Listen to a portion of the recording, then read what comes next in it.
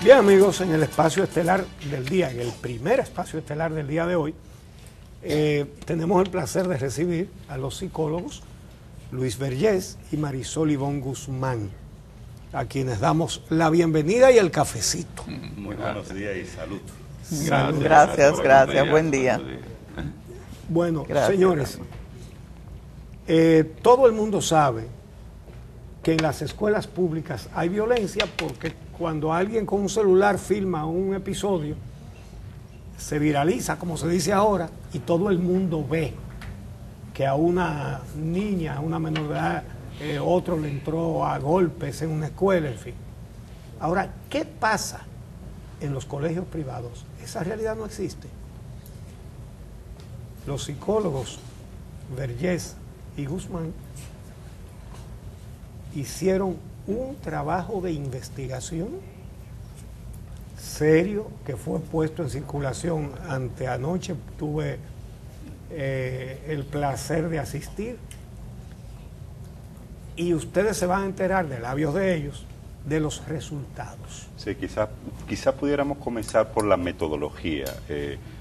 ¿Dónde se hizo esta investigación? ¿Cuántos colegios? ¿Qué otros aspectos se tuvieron en cuenta en términos metodológicos para hacer esta investigación? Esta es la publicación. Ajá, la sí, podemos, sí. la podemos frisarnos en cámara.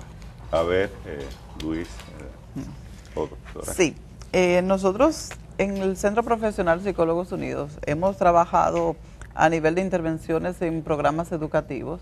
Y una de las necesidades que han tenido muchos centros es que fuéramos a intervenir las conductas violentas, tanto de algunos de su personal docente como de estudiantes. Se abre esta necesidad, iniciamos este proyecto de investigación. Decíamos el día de la presentación que tocamos muchas puertas y 11 centros educativos no abrieron las puertas para hacer las intervenciones. ¿Y cuántos no se las abrieron?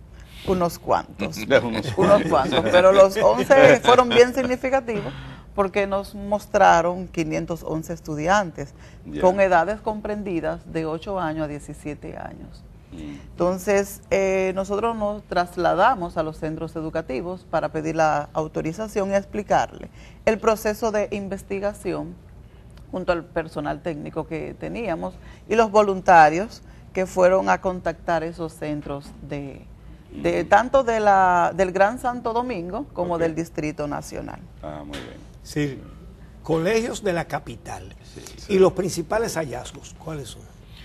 Bueno, tenemos varios hallazgos que consideramos sorprendentes e interesantes. Primero, un 37% de las personas entrevistadas, en este caso niños, niñas y adolescentes, calificaron dentro de la categoría de acoso, o sea, que son víctimas de acoso escolar.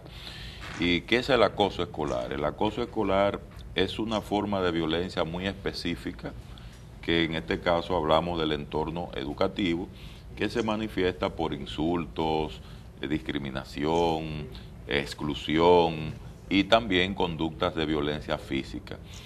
Y nos sorprendió sobremanera que esta población que se encontraba afectada, en su gran mayoría no le informaba a sus padres que lo que estaba pasando. Estamos hablando de cerca de un 50% de estos niños. Y los que se lo informaban con más frecuencia preferían decírselo a los profesores, a los docentes. Pero hay algo que nos llama todavía más la atención, que la combinación padre-docente apareció apenas en un 3% de la población. Sin embargo, la combinación informárselo a los amigos y a los profesores predominaba 7 veces más que informárselo a los padres y a los profesores. ¿Y qué explicación ustedes le encuentran al hecho de que los estudiantes que son víctimas de violencia o de acoso no se lo digan a sus padres, sino que prefieren decírselo a sus compañeros o a los maestros? Ahí hay varias teorías. Una que a nosotros nos preocupa es lo que pasa con el tema de la violencia, en la manera como se educa a la población a tratar ese tema. Fíjese cómo muchos padres bloquean la comunicación con los hijos y los hijos tienen miedo de hablarle de lo que les está pasando por temor a una reacción. ¿Y cómo lo bloquean? Bueno, lo bloquean porque ven que algunos padres son agresivos, que a lo mejor si le dan la información el padre va a ir a tomar una represalia. O culpabiliza al mismo niño. O culpabiliza al niño, o intimida al niño, la próxima vez que te deje dar, entonces encima del golpe yo te doy. Entonces el niño que vive su realidad y sabe que está expuesto ahí porque tiene que ir todos los días, muy probablemente prefiere callar. ¿De dónde proviene el acoso y la violencia en estos centros educativos? ¿De otros compañeros, otros estudiantes? Hay diferentes teorías, como ya planteaba Luis. Hay un aprendizaje que se da.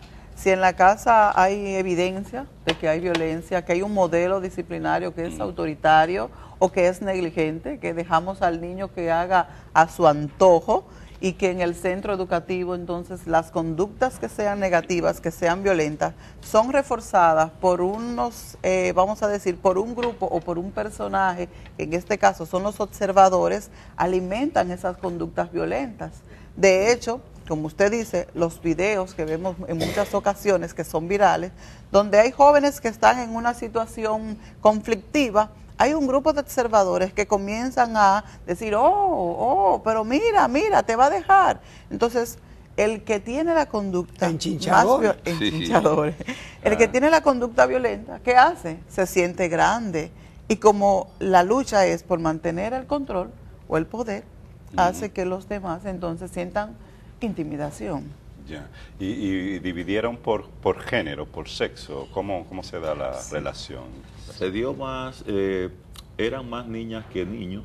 Los acosados. No, en la población general, Okay. la distribución eran más niñas, pero la diferencia no era significativa. Pero los acosados fueron más varones. Varones. Y la violencia física la recibieron más los varones. Lo que confirma el tema de la socialización de la masculinidad violenta que nosotros tenemos. Las niñas calificaban más dentro de la categoría de abuso psicológico, o sea, burlas, exclusiones, una cantidad abrumadora. Lo que ahora le llaman bullying. Sí, porque el acoso es el bullying. El bullying es el término sajón, ¿verdad? Que utilizamos. Pero también nos llamó la atención que investigamos una muestra de profesores y encontramos que en más de un 40% estos profesores y profesoras tenían un historial de violencia recibida, tanto cuando fueron estudiantes en el mismo entorno escolar como en sus propias familias.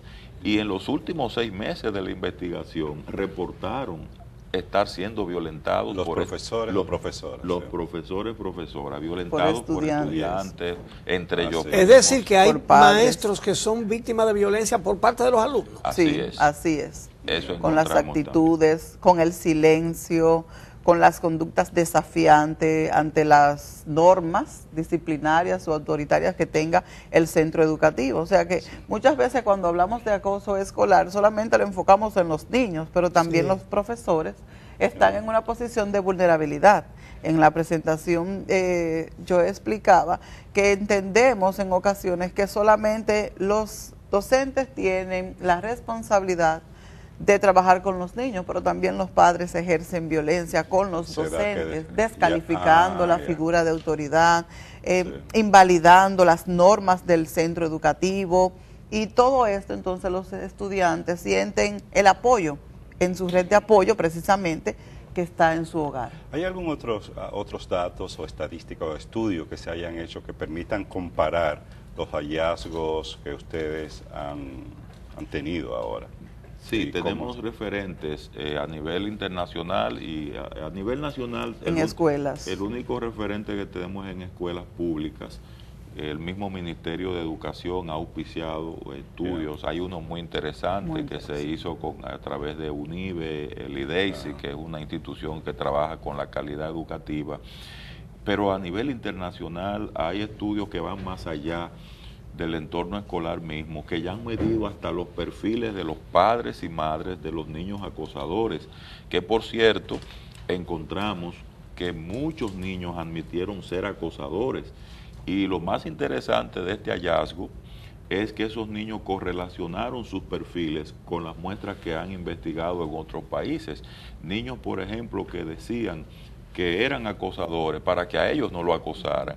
Niños que se reconocían que si ellos no acosaban, entonces no lo daban muestra de fortaleza Sí. en esa Claro, escuela. era un acoso defensivo. Cuando tú le preguntas que si ellos tuvieran la oportunidad de renunciar al acoso, te decían que sí, que lo harían si tuvieran la oportunidad de renunciar al acoso, pero que no pueden dejar de acosar, porque entonces lo acosan a ellos. Entonces, ¿qué dice eso? Que el acoso escolar va más allá del niño mismo, va enclavado en una estructura donde parecería que esta conducta estabiliza un sistema. Entonces, cuando un sistema se estabiliza en torno al acoso y la violencia, hay personas que quedan atrapadas, porque es como un libreto, donde siempre las víctimas serán las mismas, los acosadores serán los mismos, los asistentes de los acosadores serán los mismos, y entonces hay una estabilidad en un sistema sobre la base de sacrificar a alguien. ¿Qué consecuencias puede tener esta situación de acoso y violencia en las escuelas para los niños y las niñas?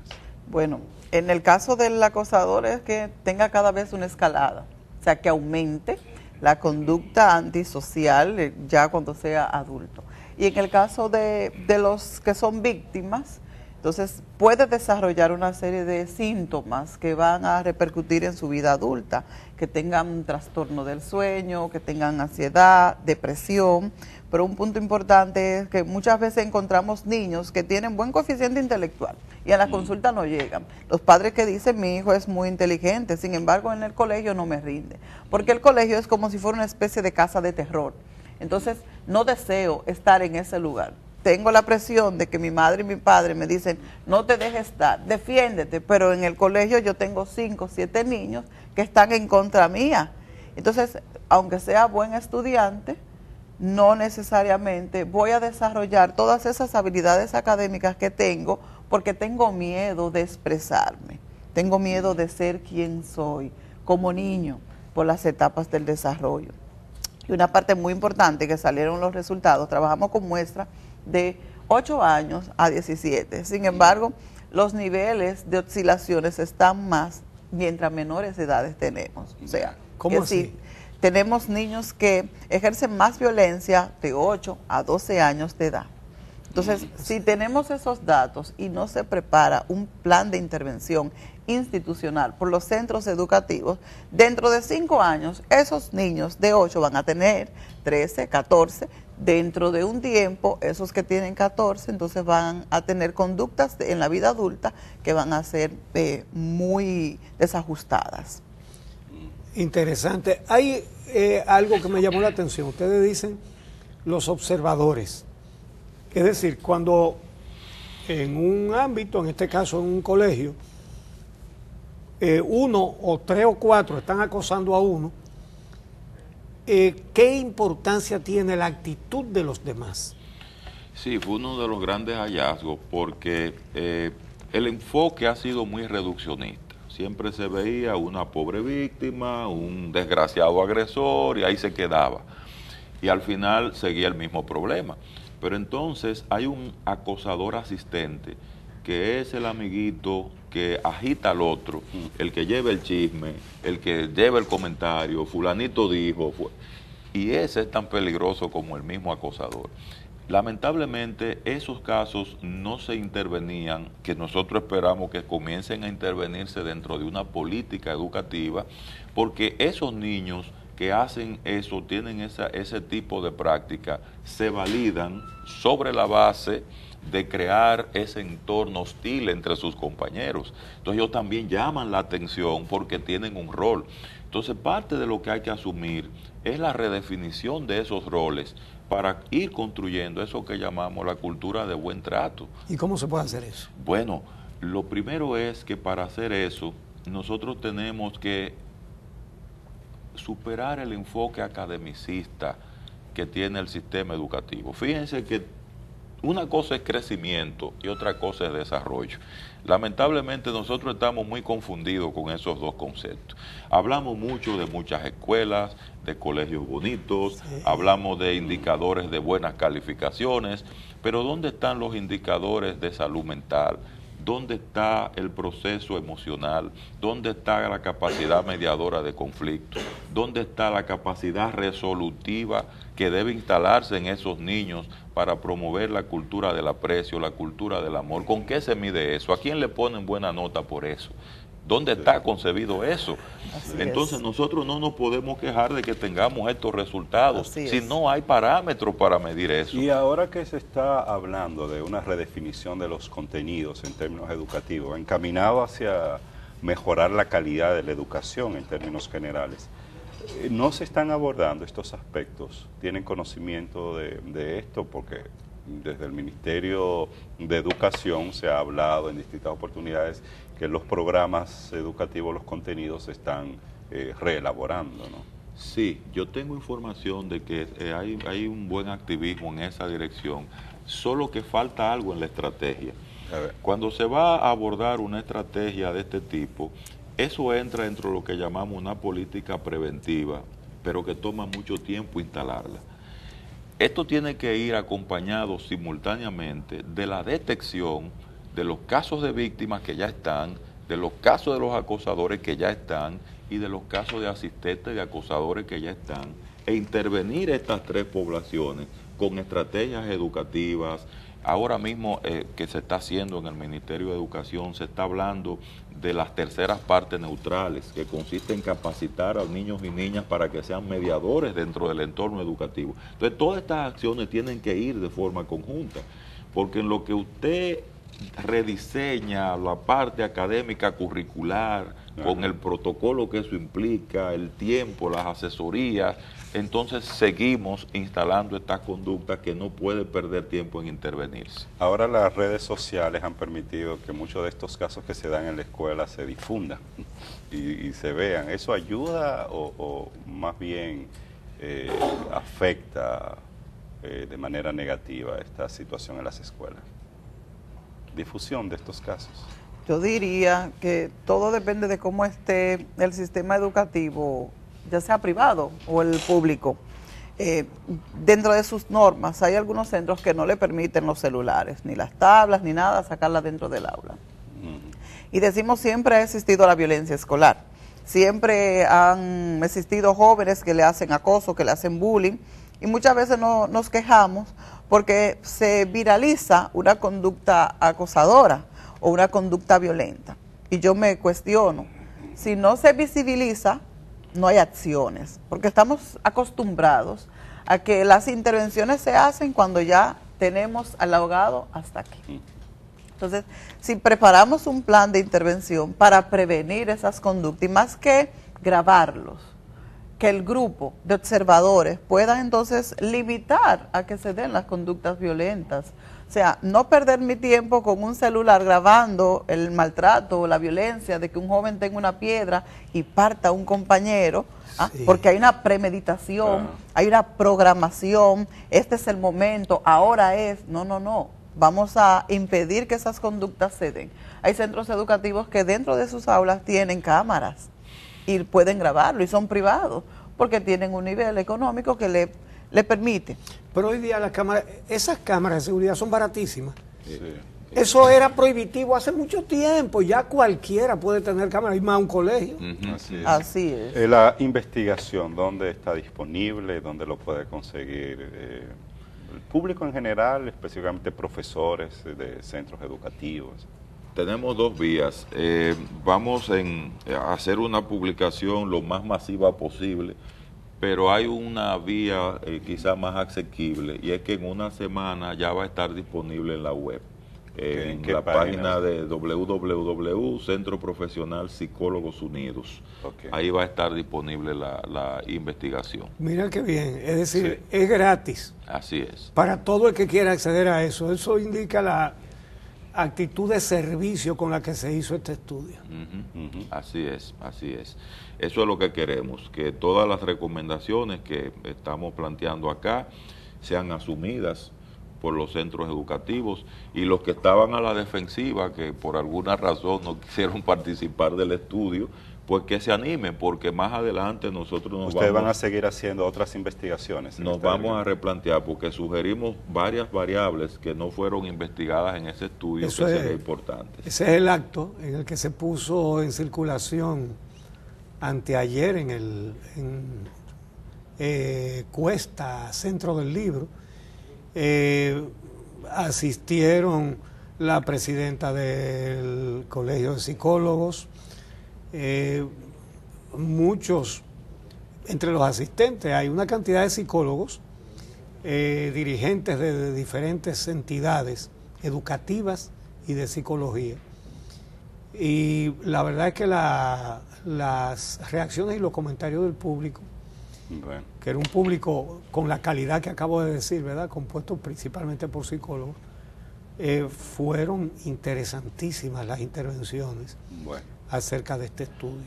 Vamos a agradecer a los psicólogos Luis Berger y a Marisol Guzmán por compartir los resultados de esta importantísima investigación que han hecho en colegios privados. Y como saben, ya próximamente estará a disposición del público. En una semana. Repita, por favor, la dirección donde lo van a poder encontrar. www.Centro Profesional Psicólogos Unidos. Esa es la página nuestra, así mismo .org. Muy bien, no se vayan. Cuando regresemos. Guillermo Cordero, hablaremos de teatro, ¿no? Sí, entonces con Luis Vergés y Marisol Ivonne Guzmán hablamos de realidad, y cuando regresemos vamos a hablar de teatro. De ficción. Guillermo Cordero tiene montada una obra con 3 superestrellas del teatro dominicano. Estamos hablando de Karina Noble, Carlota Carretero y María Castillo. Así que no se pierdan esa entrevista en un momentito.